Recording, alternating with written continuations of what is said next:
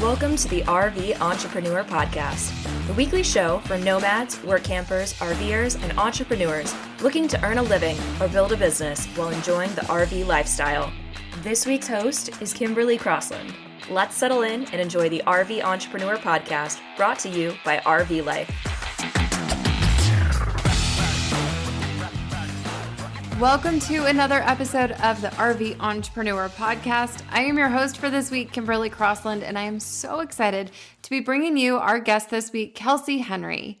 Kelsey is an author, an entrepreneur, a singer-songwriter, and most recently, the owner of Cozy Organizing.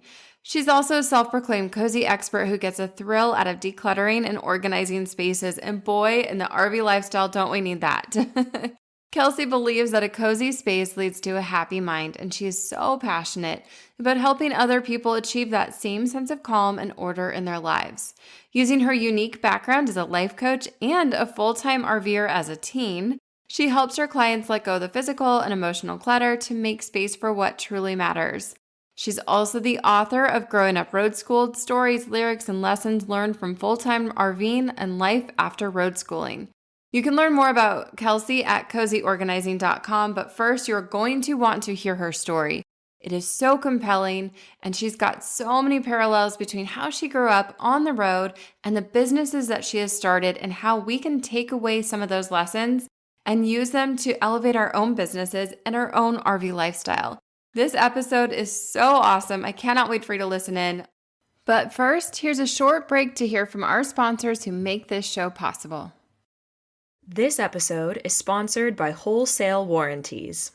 Protecting your RV investment means being ready for anything. An extended RV warranty from Wholesale Warranties is the best way to make sure that if an RV failure happens, you can afford to get back to enjoying the RV life as soon as possible. RV warranties are available for motorhomes, fifth wheels, and travel trailers, new and used, across the U.S. Visit wholesalewarranties.com for a free personalized RV warranty quote today and hit the road with peace of mind tomorrow.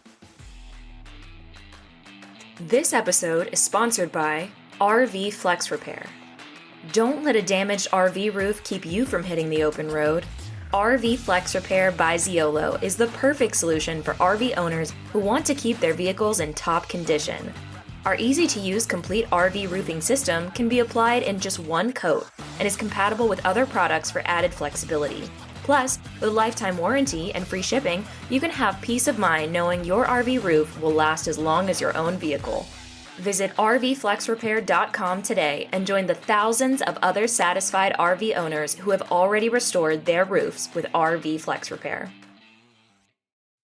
Kelsey, I'm so excited to have you on the RV Entrepreneur Podcast today because you and I have been working behind the scenes for so long, and we finally get to connect and sit face to face and chat. And just for the listener, like context going into this interview, right before we hit record, me and Kelsey were going back and forth. We're like, hold on, we need to stop. We need to get this onto the podcast because there's just so much good information that's going to come of it. So Kelsey, before I even dive into all the questions that I have for you, will you introduce us? Tell us a little bit about who you are and a little bit about your RV entrepreneurial lifestyle.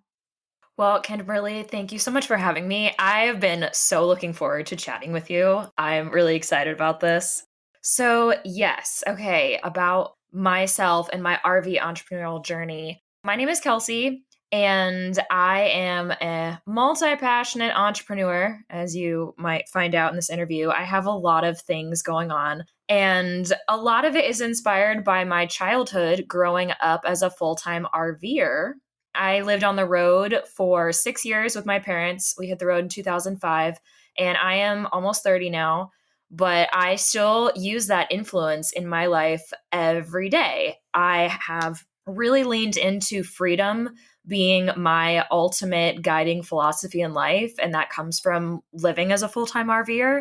And so when it comes to like running my business and, just being available for travel, I'm a singer-songwriter, I'm an author, I am a podcast editor. I'm the editor of this podcast, actually. Love this podcast. And I've been doing that for on and off for about 7 years. I actually, fun fact, learned how to edit podcasts from Heath Padgett himself. I did not know that. Yeah, this was my first podcast I ever learned to edit. So that's why it's so special to me. Oh, I love that so, so much. So I have a lot of questions for you, and I want to start off with your specific RV life because it's so unique. A lot of people get into, and I would imagine a lot of our listeners, not knowing everybody's backstory, but just knowing enough from being inside of the RV Entrepreneur Facebook group, a lot of people get into the RV life as adults, and this is a decision that they make as adults. So I want to know, first of all, how did your family decide to move into an RV? Yeah, so that is really interesting that you bring that up because, yeah, I had zero choice on living in an RV. It was not something I chose to do. It was something I learned to love. So my dad worked in the tech industry, and we had to make a couple of like really frustrating moves to different states. And we're like, oh, this is going to be our like place we live forever. And then 13 months later, it's like, just kidding. We're moving back to this other place. And it was just so much effort to move and change schools and like all the different semi-loads of stuff. And my dad fixed up collector cars, and my mom was a decorator. And so she had to move her business. And it was just a lot of effort. And so my dad was trying to avoid having to move us again. And he was commuting to California every single week. He'd fly out on Monday morning, come back on Friday evening, and he missed so much. And my brothers are 10 and 12 years older. So he did that for a good portion of their childhood and their older years. And by the time they got out of the house, so they were in college, and my dad was like, I'm just really tired of being away from, my mom and me. And they, at some point, I don't know exactly when, but they decided like, okay, so we're just gonna like sell everything and we're gonna go live in an RV. And I don't exactly know where they even got the idea to do that, because it's not like there were RV bloggers back then. Like there were maybe like 2 blogs out there on the internet, and like we didn't even really have internet much on the road. This was very like old school. Yeah, because you moved into your RV in 2005, right? Yeah. And my parents, Nice. I don't exactly know how they told me either, but I imagine it something like they sit me down and they're like, hey, so guess what? We've decided we're going to sell the house, all of our possessions, buy an RV, and you get to sleep on a couch and be homeschooled. And how did you feel in that moment when you started to realize what that was actually going to look like and how it was going to come to fruition? I'm pretty sure I was like, y'all are crazy. I don't know how you think this is going to work. We had so much stuff. I don't know how they thought we were going to downsize. I mean, I think they'd been secretly downsizing in the background, like, oh, we don't need that. We don't need that. Let's sell that car. Let's sell this. And then all of a sudden I'm just like, where did all our stuff go? Like, where's this? What's happening? And we listed our house, and it sold really quickly. And they sold it themselves, which it was not as common then either. Like a lot of realtors were like stealing our pamphlets because they're like, no, you can't sell it yourself. And it sold really fast. And we didn't even have an RV when we had to move out of the house. We moved right into a hotel, and we're sitting there. I think we got most of our stuff out from garage sales and just giving it away or donating it, and shoved some things into storage units, and then moved into this hotel. And the 3 of us are just sitting there like, there's no going back from this. Our home is gone. We are quite literally homeless. This whole RVing thing hasn't even started yet. Oh my goodness. So had you traveled in an RV before, like on weekend camping trips or anything like that? We did have an RV. My parents were always interested in RVs, and we had this motor home that my mom had bought and completely renovated. And I think it was from the 70s. And so it needed a lot of work. And I know we went camping in it a few times, but I don't remember doing a whole lot of RVing outside of that, maybe going with family. We did a lot of van camping in my mom's just big green van, but it wasn't like van life. It was just life.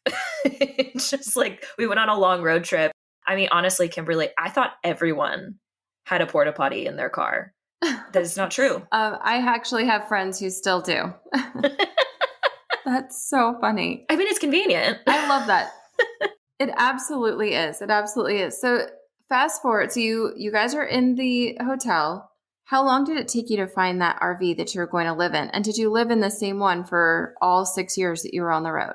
Yeah, so we went into the hotel and my parents are like, okay, this is real now. We need to really sit down and find an RV. So they're looking online and they found this fifth wheel in Indiana and they had my grandparents go look at it and they said, yeah, you need to come get this. It's really nice. It was a Newmar fifth wheel. It was only a couple of years old and it had a matching truck. And so they flew up there, bought this camper. I think we were only in the hotel a week because I was in a Oh, 2 week wow. acting camp. They're like, oh, your life is falling apart. Like, let's just put you in a camp. You'll just forget about it. Like, it was such a funny, emotional time because I would be like, oh, I'm totally fine. And then, oh, like a random lunch break at camp, I'd be like, I'm homeless and just like eating pizza in a corner by myself. Like, it was just such a Oh. funny, emotional time. And so they got this RV and we're about to bring it home. And then my dad calls us and he's like, oh, hey, by the way, work just called and they need someone to go to France for the summer. Do you guys want to go? We can just like get the camper later. We're like, well, we literally don't have a house. We have nowhere else to go. So sure, why not? So we went to France for 5 weeks. Oh my goodness. Where in France did you go? I'm curious. We went to Paris. Paris. Oh, how fun. And that's where I started my homeschooling. Oh, So that was gotcha. really cool. That was. Did you learn how to speak French? I learned what ham and cheese were so that I could order sandwiches, and that's I didn't learn very much. So I wish that I had. I just recently went to France and I'm now like I really want to learn French and I want to go back like a bunch of times. Yeah, but it was a really interesting adventure to go to France and I just took my history books of my new homeschooling program and we're like, okay, well, I'm learning about Versailles and then we would just go to Versailles.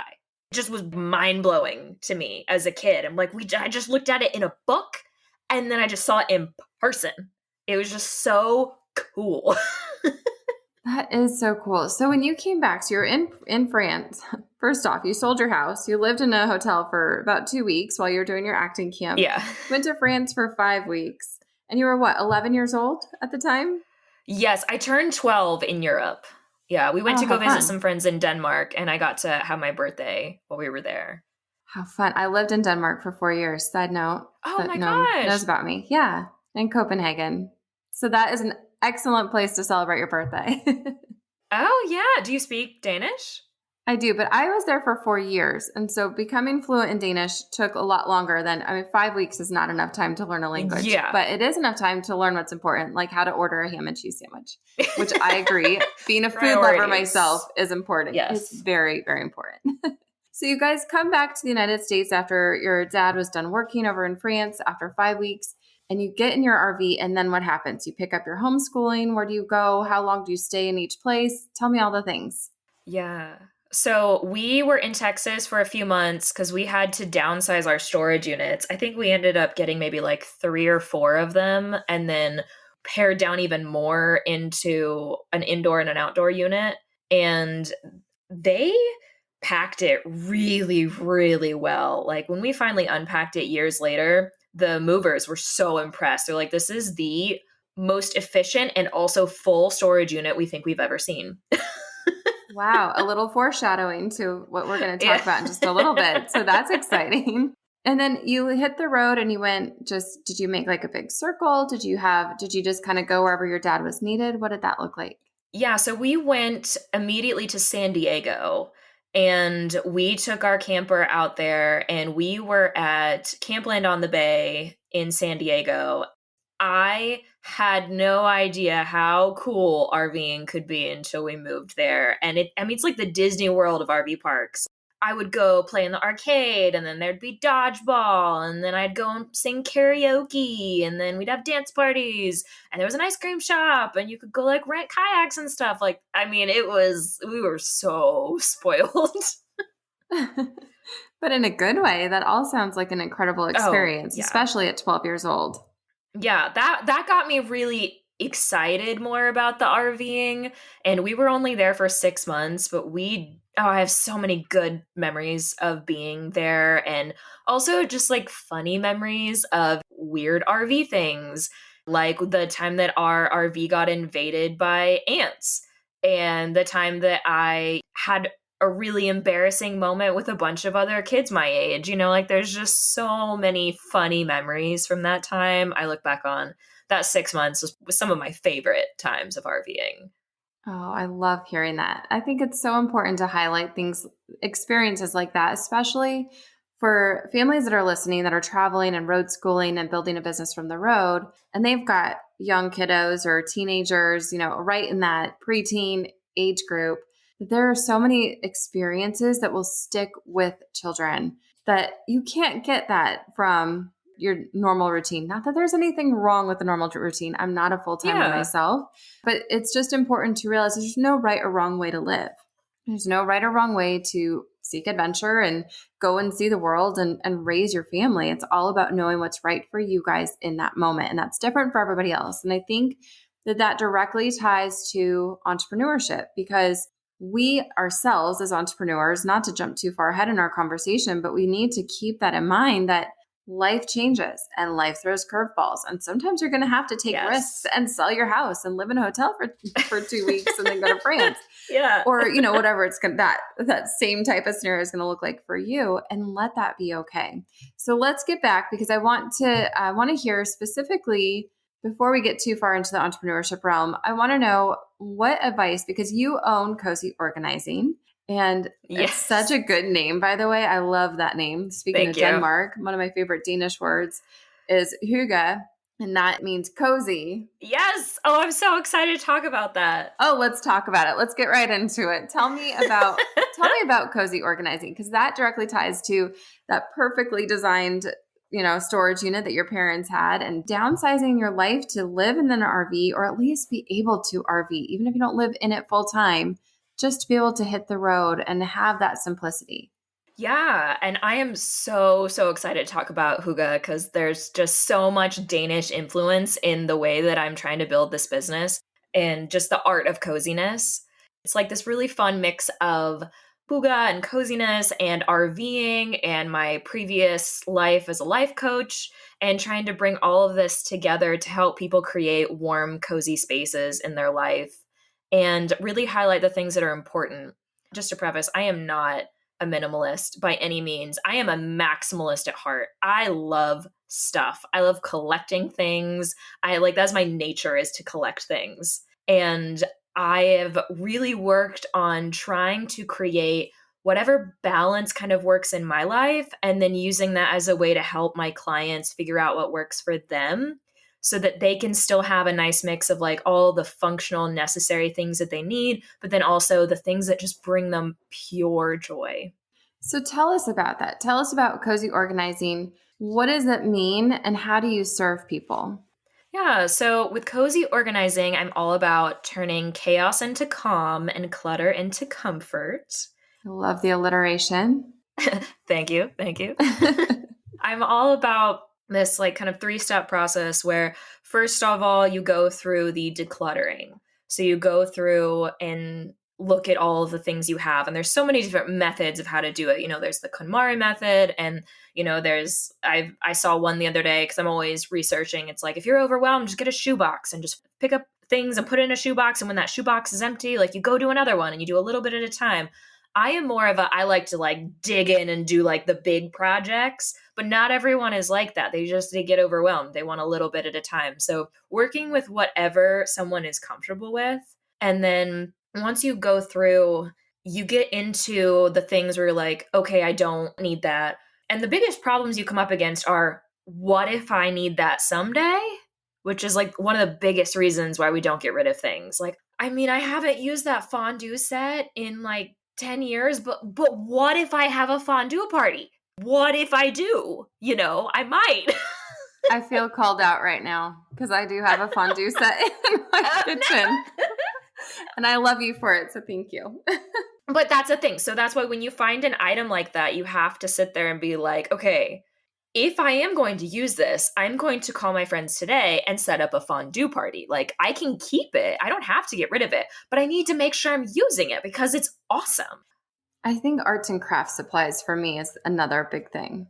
Like I've got giant balls of yarn that I will not crochet and they've been sitting, but I want to crochet someday. That's just another one on Yes. in my closets.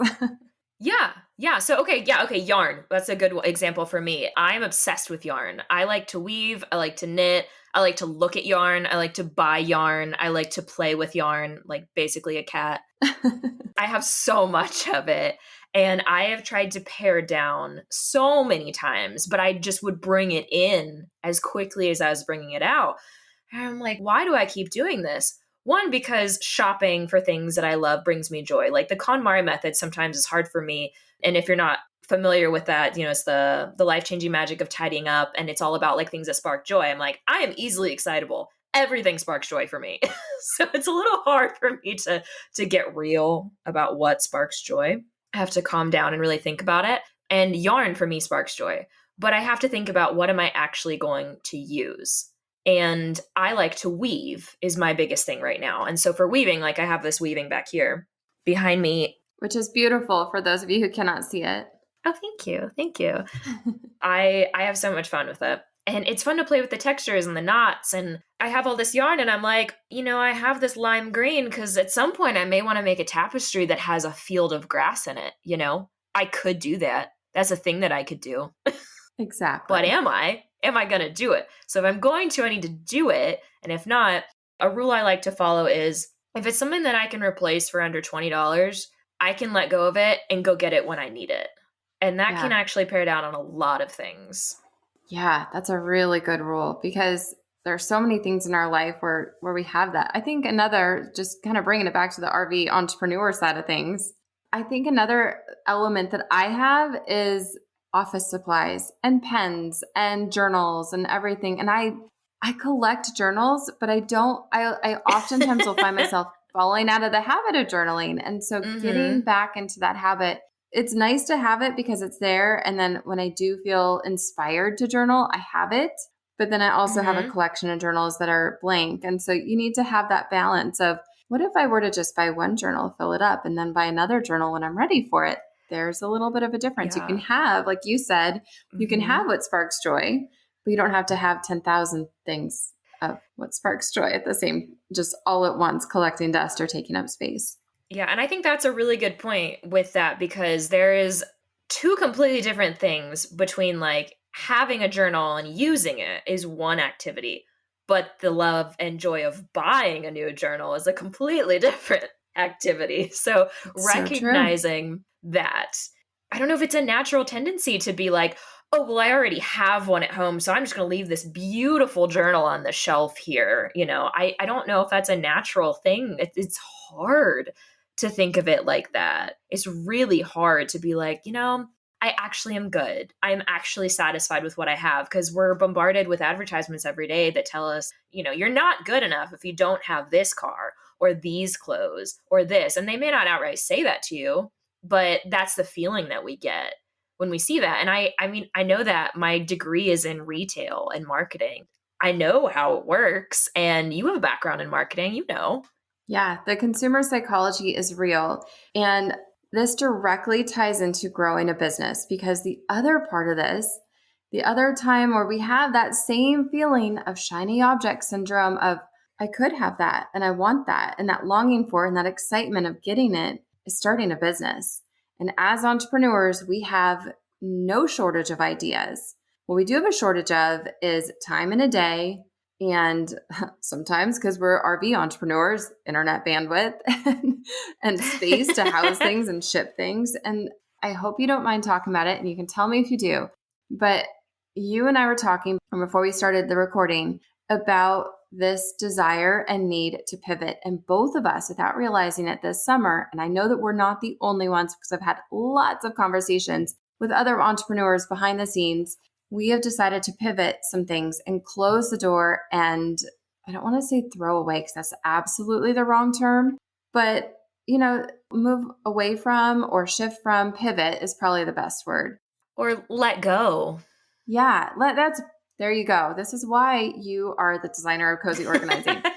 We have decided to let go of maybe a brand or a product or something that we have started and at one point attached our identity to and really felt close to. And now when you think about your physical space and letting go of things in your physical space, the same thing can be true for your business.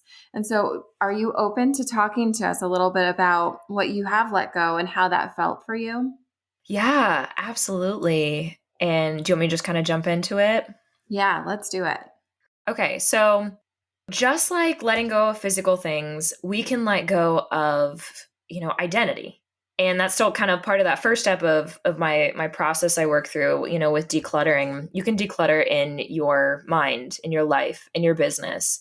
And a lot of it is in our thoughts and our identity. So I've had to pivot in life and business, not by choice. And I'm really embracing what life has thrown at me. I was a coloring book designer for many years, and I had a really, really fun Amazon print on demand business. And it was closed overnight by Amazon, and I was unsuccessfully able to get it back, even with a lawyer, even with proof that I did not deserve to lose my account.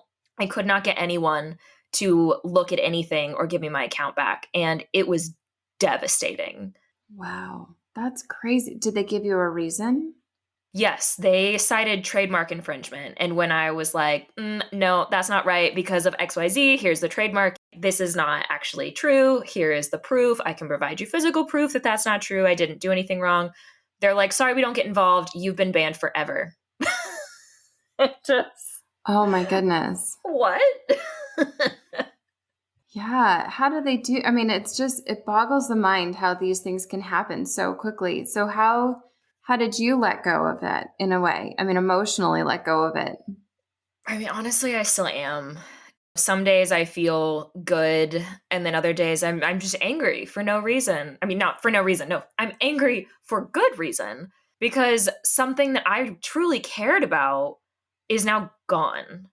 And it was really hard to find gratitude in the experience and to find peace with moving on. And that's kind of how I got into cozy organizing, is because the only thing that would make me feel better is organizing my space and decluttering and letting go of, like my coloring book samples and my like little pieces of my identity with all these physical items where I just didn't want the reminders of this business anymore. And seeing them just brought up so many feelings of, I feel like a failure. I feel like a failure. It's hard because no one's calling me a failure. No one's saying like, oh man, you messed up. And in a way, I almost feel like it'd be easier if I actually did do something wrong and I lost it for a specific reason of something that I did. But I think that's the harder thing, is I'm just embarrassed.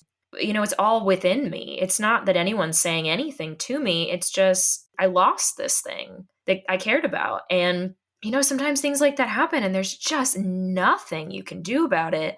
And right now it hurts, but we can't see what's ahead. We can only see looking back. And so what I keep trying to focus on is that when I get a year from now or 2 years from now or 10 years from now, I'm going to look back and be like, that is exactly why that happened, because I was meant to be here. But you can't see that when you're in the moment and the pain of it. It's hard. It's so hard. And I want to, first off, thank you for being so vulnerable and open, because I know that you are inspiring others. You're inspiring me. So if no other listener, you're inspiring me with telling that story. Thank because you. it is so difficult, especially when it's not your fault or a conscious decision, but even when it is, because with my own, I'm letting some things go as well. And that's what we were talking about beforehand. Mine is a conscious decision, but it's still hard. And it's still, you worry about your identity and is this the right choice? And, sometimes we're kind of, our hand is forced into it in a way like yours was. Sometimes we're choosing it, but it doesn't always feel like you just have that internal like tug of war. Like, I know there's a next step. And even though I can't see it clearly yet, I know it's there. And it can be very overwhelming to work through those emotions. So again, thank you for sharing that, because you are helping others who are in the midst of that right now. And it's a common part of the entrepreneurial journey that I don't think enough people are talking about is having those moments of pivoting and change. What I love about your story, what I want to get back to in the cozy organizing is what has already stemmed out of that hardship is something that has helped you and something that has left you feeling inspired. And you are now taking that, packaging it up, and giving it to others. And I truly believe that business is an act of service. I do not believe that it's, necessarily something that we give away for free. We definitely should be paid for it. We should be, reciprocated. And we have the right and ability to pivot when we need to, but it's still an act of service in that we know if you're acting with integrity, then you know that what you give to other people, what you're giving through your services, through your courses, through your membership, through your product line, whatever your business model is, it doesn't matter. It's that service that you're offering to other people. You're helping them see a change, feel a change, facilitate a change. And that change for you with cozy organizing was to help feel that calm, to regain that control over your life when something was taken from you that was out of your control. And now you can feel good about things again, and you can work through those emotions. And when you feel upset, because it is still hard, you can honor that feeling and say, I'm allowed to feel this right now. I'm allowed to be upset. Yeah. I'm allowed to feel overwhelmed. I'm also allowed to do something about it. And you have found your outlet in cozy organizing. So let's get back to cozy organizing, because I would love to hear your tips as you've been working through this vulnerable moment and as you've been working through this hardship, and specifically in business. How have you taken this and built cozy organizing? So I know that you have 3 ways of serving your clients. We talked about the decluttering. When somebody reaches out to you and they're like, Kelsey, I need your help. I'm feeling overwhelmed. I need to downsize so I can move into my RV, or I need to just get that ridiculous, whatever set out of my kitchen or that yarn out of my closet. How can you help? So talk to me about how you've designed that business. Yeah, the biggest portion of it would be the decluttering. And a lot of that is just to be mindful of finances and time. Like a lot of that is me like, okay, here's your homework. Here is like, let's do some things together. And then on your time, you go through these things, so giving homework to them to work on, because it is a lot to do all at once. And so going through those things and trying to help them see a certain mindset of, well, just because you use this on a backpacking trip 20 years ago, that's a wonderful memory that you have. Are you planning to do that again at this stage of your life? Are you going to really want to carry around that backpack, or will you just want to like take a suitcase? Oh, well, I'd probably want to take a suitcase actually. Okay, well then you could let these things go, but I have such great memories with them. Okay, well, do you have another way to honor that memory of the trip you went on? Well, I have these really great photos of it. Okay, well, maybe we could find a way to display those photos so that you can enjoy the memory of that trip and let this item go. Oh, I love that. And you can probably enjoy it more by having like a gallery wall of your backpacking times. That's such a good tip. What other ways do you have to add more of these cozy vibes into your everyday life, and specifically for RVers? Yes. So first you do the decluttering, and then you don't do any organizing until you've gone through the decluttering. And first of all, you don't go out and buy any containers until you have decluttered, and then until you have a plan for them, because it's so easy to be like, okay, I'm just going to go buy these like over the door shoe organizers and I'm going to put them here and I'm going to put them here. And then once you actually go through all the things you have, you're like, wait, I actually don't need anything to store anything because I got rid of all the stuff I was going to put in that really specific container. So trying to buy anything until you've gone through your stuff, and then also shop your home before you shop somewhere else, because you might have a basket, a box, or a bag that you can use in your house. And you might actually be able to use like something that you really love. You're like, wow, I've been looking for a use for that really cool basket that I got at that place we stopped at this, like town we went through. And you can find ways to use those things that you've purchased already to display things around your home. And after you've done the organizing, my final step is the cozy vibes that we were talking about. So finding your treasures, your true treasures.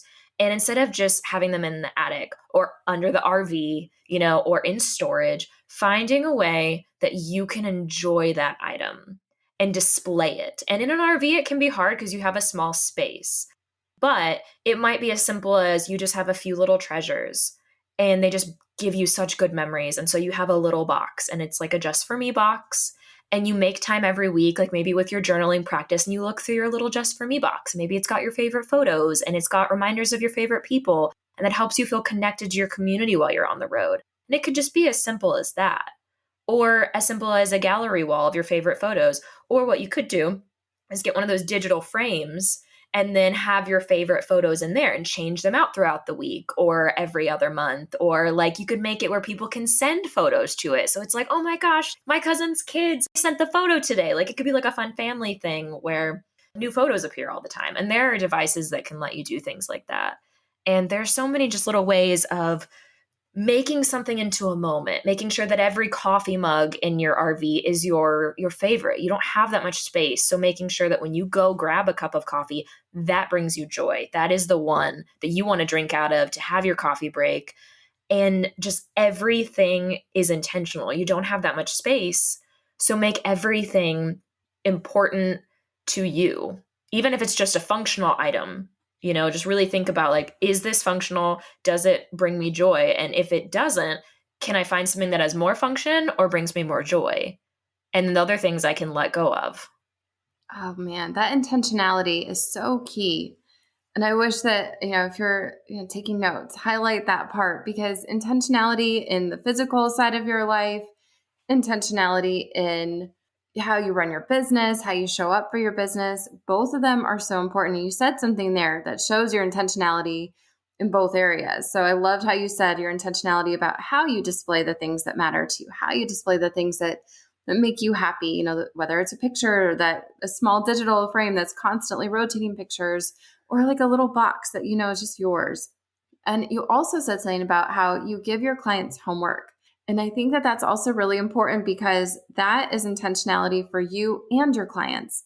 They have the freedom and the time to do their organizing or their decluttering first, whenever it works best for them when they're in that mental space.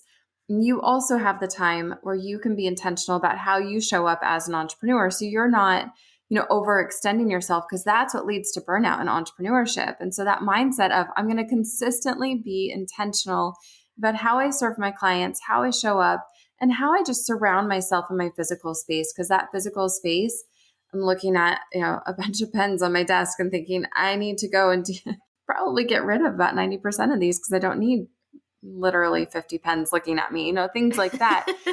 Being intentional about how you show up in your space and how you set up your space is so important. So to wrap things up, because I know we're reaching the end of our time here, to wrap things up, I would love to just ask you if you have any final advice, because to put a bookend on that chapter of the story that you started in 2011, you moved back into a sticks and bricks, or how did your transition out of full-time RVing? I know you're still an RVer, but how did that work? How did that look? Yeah, it looked like my parents drove the house to my college and dropped me off and drove the house away. And they're like, have fun with your social skills, and just peaced out. Oh, wow. So I think that's really fun though. Yeah. No, I mean, I just at the time, I feel like in some ways life felt like a sitcom where I'm like, is life playing a joke on me? Like, is this for real happening right now? But looking back, it's so fun to think about. And, you have like a rosier perspective looking back. There were obviously a lot of very hard times. It was really scary going to college with 40,000 other people when I'd never been around really anyone my age more than a few at a time. It was super scary. Oh, I can imagine. Yeah. But my parents also were like, cool, so everything you own is going to be with you in your dorm room. They like cleared out the storage unit of most of my items, and they're like, here you go, and got all my stuff out of the camper. So I had more stuff with me than probably anyone I knew. I had leather crafting supplies. I had a keyboard. I had just so much stuff and souvenirs and things from traveling the past 6 years. And I'm like, oh my gosh, this is so overwhelming. And I only had half a room full of stuff, but I just had so many things with me. And every time I moved somewhere else, like I moved into an apartment, and then my parents and I got a house together, and they would be able to travel, and then I'd be in the house. And I just kept growing and growing and growing. And it's just amazing how things can just accumulate, because in my mind, I was like, I've never had space before. Like, I gotta have stuff now. And it just adds up and adds up. And sometimes if you're not careful, it's just like crap. You don't really think about what you're accumulating. You're just really excited that you have the space. And I got to the point where I had all this stuff. I wanted to collect things. I'm like, I want to get into paper crafting. I need all the supplies from Michael's. I need an entire craft store at my house at all times. And it's only been until recently that I've acknowledged those tendencies in myself and been like, what is overwhelming is having too many options. And I can't sit down and make a card and enjoy my craft because I have 10 drawers of mismatched paper. You know what I'd really enjoy? Having like 3 drawers of organized paper. And then even when I'm not doing a craft, sometimes I open a drawer and I'm just like, this drawer is just full of reds and pink paper. Like, it's just like I get tickled with like the organization of it, where it's like, if I want to sit down, I have the power to. I know where things are. And I love that. I never lived like that before. Yeah, that's so interesting. And I love your perspective. You've had the house and then you've been through the process of downsizing. And then you went back on the other end. It's like a pendulum swinging of like, yeah. You had everything and then you downsized to live in an RV for 6 years, all through your teenage years. And then you went to college and got all the things because you had all the space. And now I feel like you're landing center with cozy organizing. And it's really, really, really cool to see, really fun to watch you. And I just know that, like you said earlier, these next steps are going to make so much sense as they start to unfold. So many entrepreneurs, they've said that so many like big time successful, like, 7, 8-figure entrepreneurs have said, if I knew what I'd have to do going into it, I never would have gotten started. And I think that's why we don't have that full picture all the time. And we can be more intentional. We can feel our way through these decisions that we're making for our lives, for our business, whether it's living full-time on the road or not living full-time on the road and finding that sticks and bricks, but just doing, more intentional RVing.